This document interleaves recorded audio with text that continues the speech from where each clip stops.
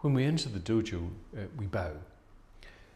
And in the center of the room is an altar, which traditionally has on it a statue of Manjushri, the Bodhisattva of wisdom, some flowers, and some incense. We walk around the dojo in a clockwise direction. We bow to our cushion, we bow to everyone else.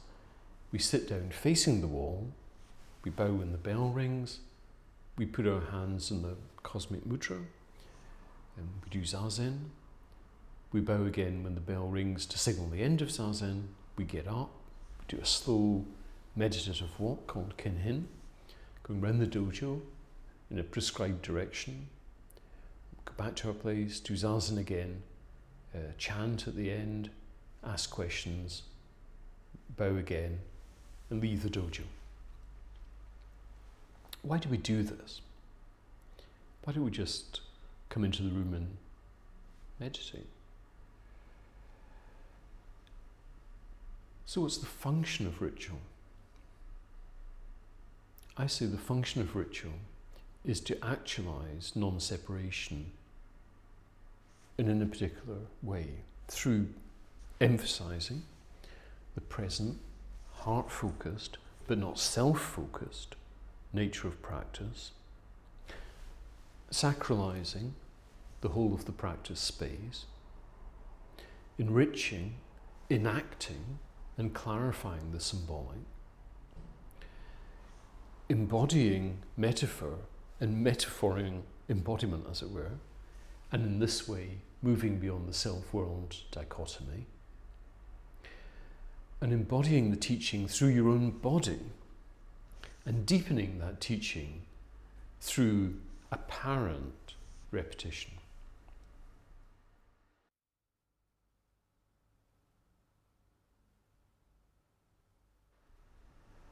How should we understand these various practices? Well, bowing, for example, when we bow, we decenter the head. Our body is open and vulnerable. Our hands are empty, without all the things of the self. The common explanation which is given for bowing, or Gassho as it's called, is with bringing together opposites. When our hands are in this position, our hands between our head and our heart, we're integrating aspects of ourselves which are often quite scattered. We have an idea of ourselves as subject, somebody acting on the world, yet somehow separate from it. Yet we also have an idea of ourselves, and certainly our body, as object, as something in the world that is seen by both the subjective self and by others as an object, one sometimes being acted upon by others, and through which the self acts in the world. When we're holding our hands in Gassho, all these various senses are integrated in the simple gesture. Each hand is exerting itself and pushing against the other, and each hand is experiencing the push from the other. So in microcosm, Gassho is a representation and enactment of this integration, an integration of ourselves with all of existence. There's another possible explanation. In Shohaku Okamura's excellent book about Dogen, Realizing Genjo Koan, he points out that the characters which Dogen uses for koan are different from those normally used. Koan comprises two ideograms, ko and an. In the usual rendition, the ko ideogram means something like universal or public, and the an ideogram means something like desk. So the consequent meaning, putting the two together, of koan is something like an order promulgated at an official's desk as agent for the emperor, which has universal effect. And that became adjusted in due course to refer to the verbal teachings of Zen masters. So just as the emperor's proclamation is of universal effect, because he's the emperor, the Zen master's proclamation would have universal validity because it's true. Dogen uses a different character for the second ideogram, an. Although the ideogram is different, it sounds the same as the more usual one, and that often happens in Chinese, which is full of homonyms, often missed in translation. We get a sense of it when we see equivalents in English, like principal and principal, for example. This character has one of its components the signifier for hand, which changes the meaning of the composite koan. And the meaning which Dogen places on koan by the use of this different ideogram fundamentally changes. So rather than meaning something like a universal statement of truth, the koan is rather a statement of the reality of this person as part of the whole universe, exerting themselves fully in this karmic position. There is a pivot from truth as representation to truth as expression. That's very important. It's as if the act of bowing is saying, in this particular, unique, momentary Dharma position, my responsibility is to express this position fully. I do that within and as part of a dynamic universe where everything is likewise expressing itself fully. The hand of the universal and the hand of the particular come together in the concrete act of bowing. And we can see that this interpretation of Gassho is not, as it were, a bowing to something, a Buddha or a teacher or something else, but rather it is part of the expression of the full momentary dynamic activity of this person, which is also the activity of the entire universe.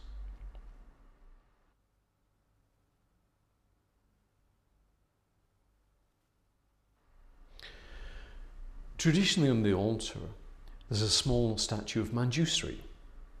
He's mounted on a lion, wielding a sword. One day, in Master Nansen's temple, two groups of monks were arguing over a cat. Nansen came across them, grabbed the cat and said, "If you can say one true word about the cat, I won't kill it." The monks were silent, and Nansen cut the cat in two. This koan story appears as case 14, the gateless gate, and case 63 in the Blue Cliff record. The former was written about 100 years after the latter, and it has a coda in it. And in that coda, Master Joshu, who was to become Nansen's successor, has been away whilst this incident has happened. And Master Nansen relates this incident to him, and Nansen says, "Well, what would you have said?" And Joshu, without saying anything, takes off his sandals, puts them on his head and walks out. And Nansen approvingly says, "If you'd been there, the cat would have been saved." And Dogen comments extensively on this koan in the Zumonki, where he imagines himself in the position of Nansen and also in the position of the monks. And in the position of Nansen, he would actually sharpen the monk's dilemma by saying to them, "Whether or not you can say a true word, I will cut the cat." But then, the teaching purpose having been served, he would simply have let the cat go.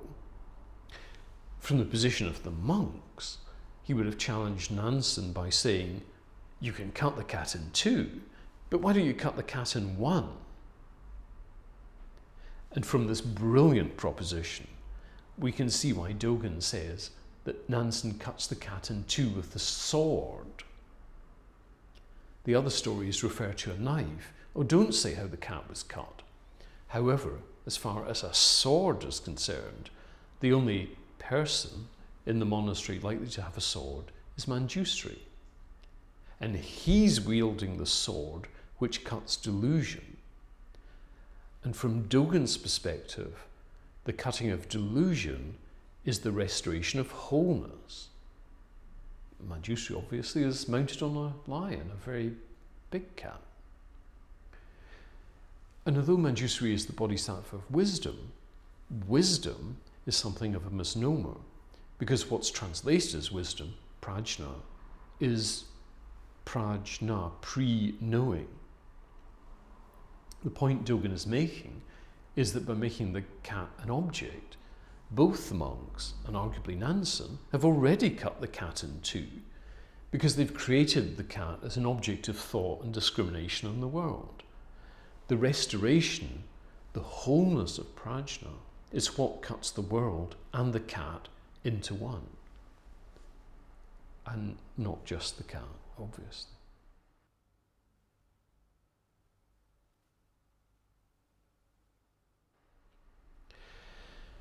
Other than the statue of Manjushri, on the altar there's some flowers and a stick of incense in an incense bowl. The stick of incense is held in place by the ash of previous burned incense sticks, and the little stumps lie there too. The flowers and the incense are both concerned with impermanence, but in slightly different ways. With the flowers, we perhaps think of Dogen's expression, the flowers of emptiness. So it's obvious that the flowers are beautiful and transient, like our lives. The flowers on the altar now will last just a few days more. And further, flowers, apart from representing beauty, dignity, and transience, are symbolic of karma. Zen teachers talk about flowers and fruit as a poetic way of talking about cause and effect. The incense is more personal to this person. In our group, we use sandalwood incense sticks. And each of those sticks is representative of the practitioner, you, practicing now. The stick of incense will exhaust itself completely in its practice. The uprightness of the practitioner, the uprightness of the incense, enables the integrity and space of the present moment to be upheld, so it does not collapse into nothingness. The body of the stick's effort, its smoke and fragrance, permeates everywhere. Its ashes are the foundation for future uprightness, for the time being of future practitioners, both this being and all beings.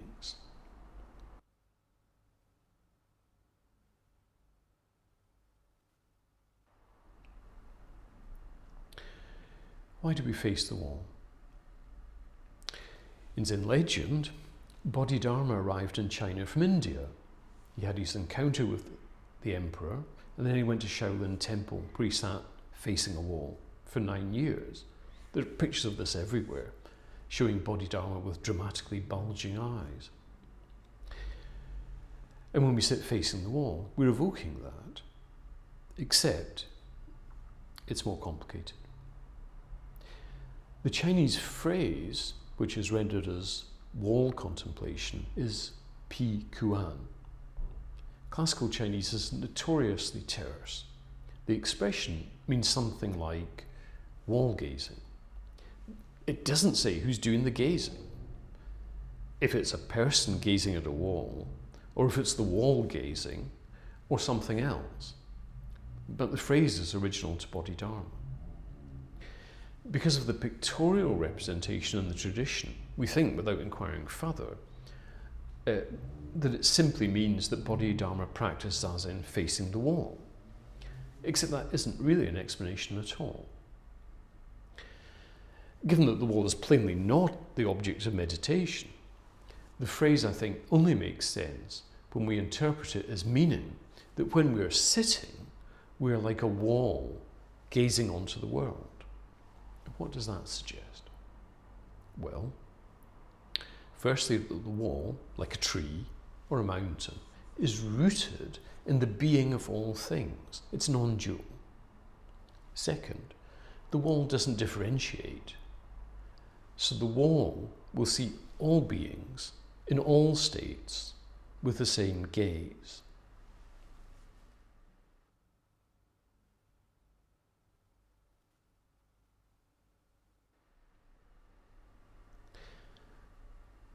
For chanting, we normally chant the robe verse The Heart Sutra, forms emptiness, emptiness is form, the 4 Bodhisattva vows, and the dedication of merit.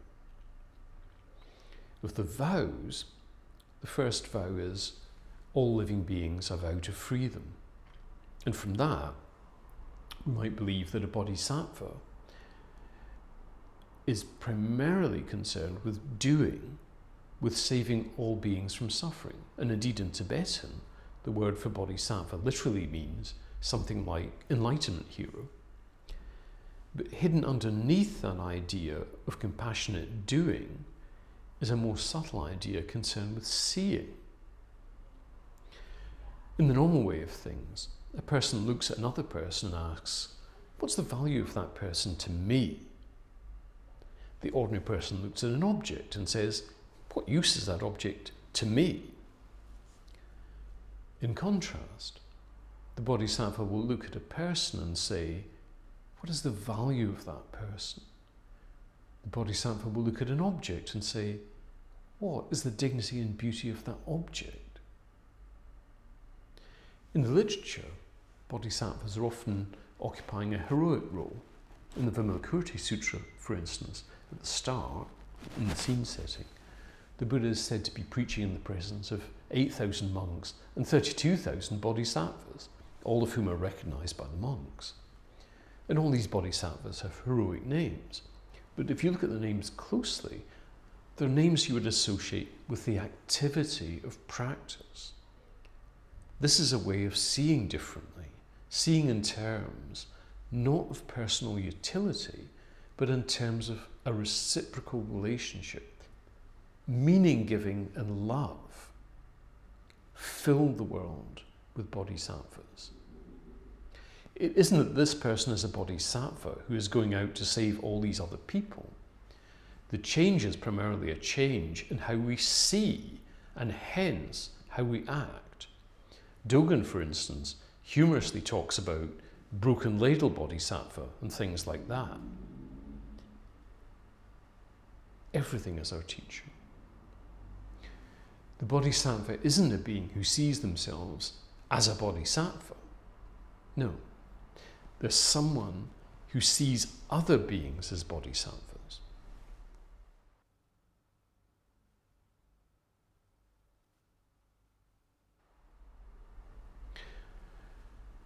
The position of our hands in Zazen. Well, in our practice, as I mentioned earlier, we're given instructions about our hand position.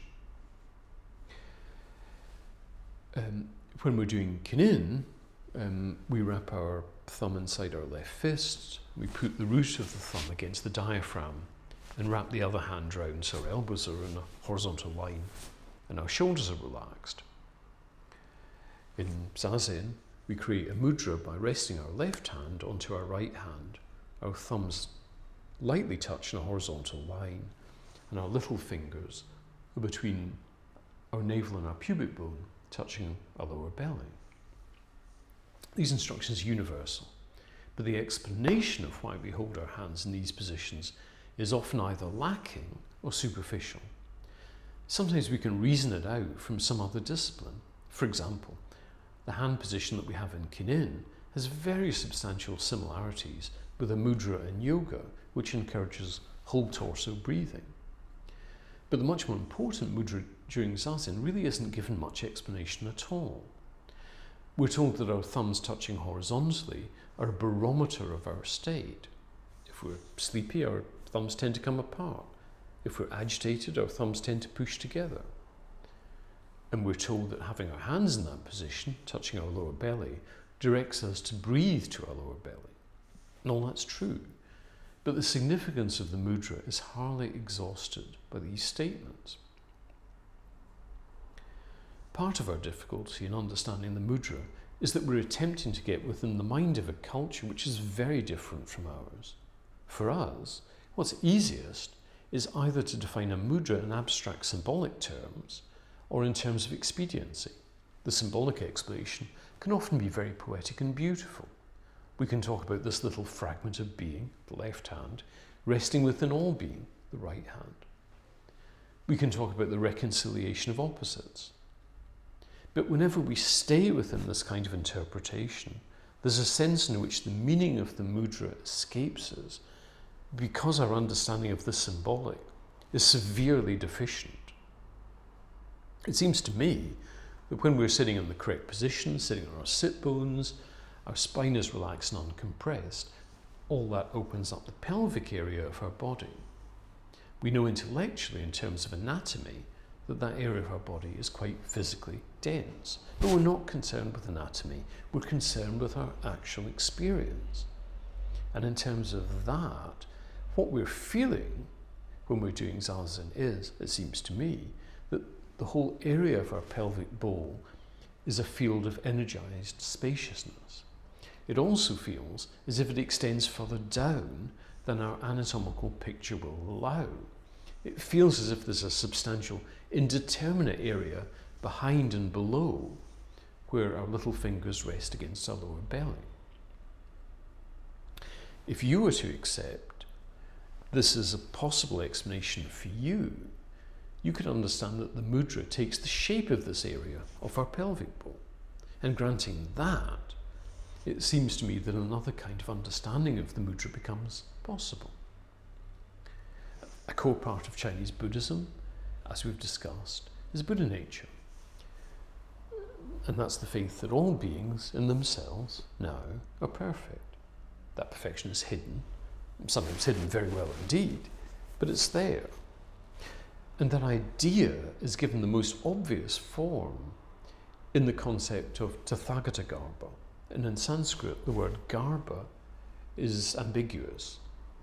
It can mean either womb or embryo, but the word that the Chinese chose for Garbha was Zong, which privileged womb, and Tathagata means thus come. It's usually used as a name for Buddha. So this Chinese word Zong means variously womb, storehouse, and treasure house. And not by coincidence, there's lots of references to treasure house in the literature.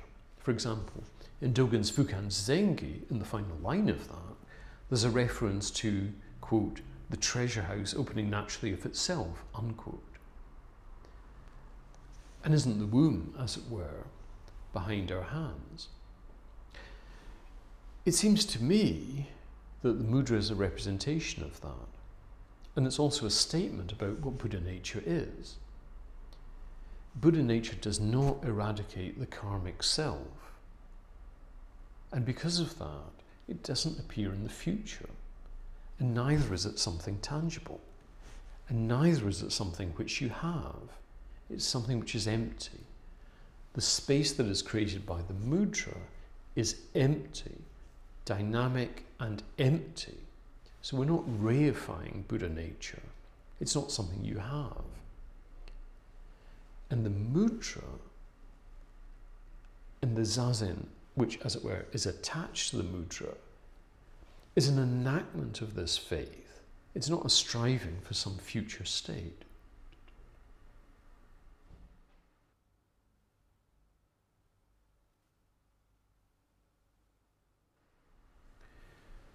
We practice with our eyes open. Why do we do that? When I asked my first teachers about that, they would tend to give a humorous answer, something to do with the propensity of Japanese commuters to fall asleep if they close their eyes. But sometimes humour is a motivation for us to probe further. And it is curious because, as far as we can tell, at least from the evidence of today, Buddhists in India would tend to meditate with their eyes closed. When you come across Indians today, most just assume that meditation is always done with the eyes closed. So it seems at least a possibility that in the gradual process of Buddhism travelling from India to China, being integrated within Chinese culture, the practice changed from having the eyes closed to having the eyes open. Why? Well, the most obvious answer is that the Chinese had a different idea of the subject of meditation. Who's meditating? With our eyes closed, arguably the subject of meditation is this person. The world is excluded, so by implication, Meditation is about this person's consciousness, level of awareness, capacity for focus, and so on. With the eyes open, the subject is different.